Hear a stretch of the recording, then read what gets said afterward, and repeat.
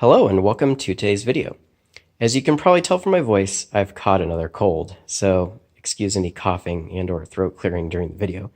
So on the workbench today, on the battery pack today, we have the production prototype of the Pack Sniffer 2. So it's the same as what you saw in previous videos. The bootloader is now 100% done and tested, and it now can load the application off the SD card. I'll show that here in a second. And yeah, so I've got one application running in it, but we got nothing plugged in, so I gotta go plug it in here. We have the 3D printed leaf plug here that I've made, and it's just a plastic housing that holds the DuPont connectors, which plug into the battery pack. It's a little dark back here because we're, in the garage, but I'll go ahead and actually, hold on, I can do this. There we go. So there's not much light back here, but it's keyed. It goes in there somewhere. There we go. And we just slide it in. Boom. All right.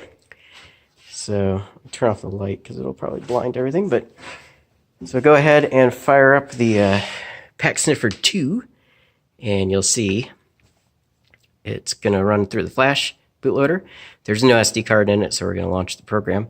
And we just have it running the boost converter, maintaining 12 volts, and we're drawing about 250 milliamps. And that is at 5 volts.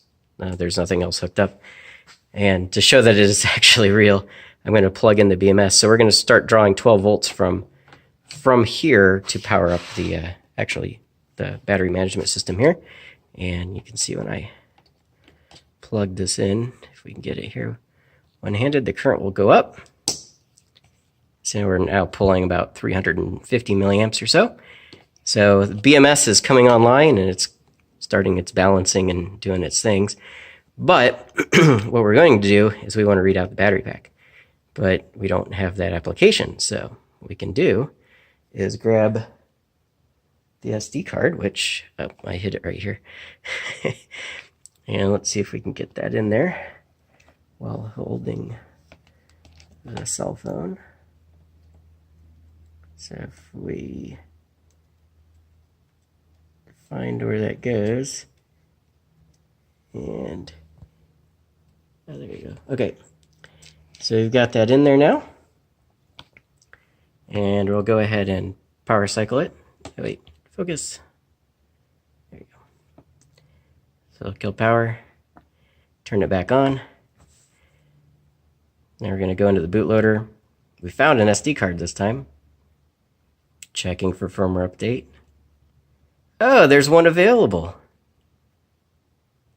So that's our old checksum and our new. Writing it to the flash. Verifying the flash. And now the checksums match. And we're going to jump to the application. Now we're going to look for the BMS. Hey, we found a leaf pack. And we're reading it. We got, there's our cell average and our voltage, 378.5. And the highest cell is 67 at 3.95, and the lowest cell is 8 at 3.938 volts. State of charge is 55.7%, and the health is at 94.7%.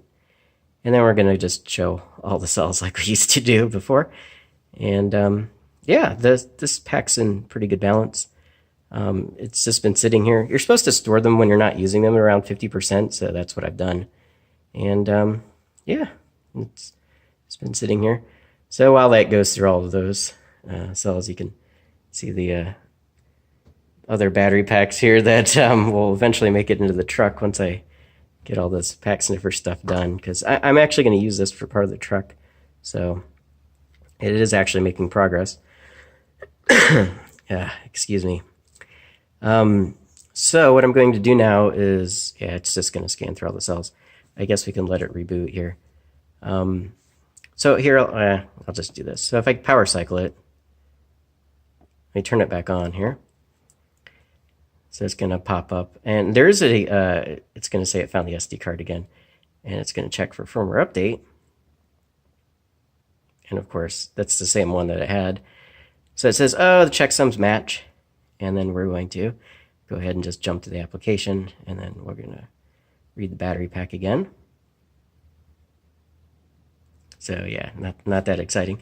So if you don't want it to do that every time, you can actually, there's a couple ways you can make it do, or you can make it skip the bootloader. There's a config file on the SD card, and I'll have to show this in another video, but you can go in and change the, there's a config entry about the bootloader to skip it. And so if you actually skip the bootloader, then it won't pop that up. The other thing you can do is to go and just take the SD card out, because we've stored everything to flash. So now when we power cycle it or turn it back on, it'll just say no SD card found, and it just jumps right to the application.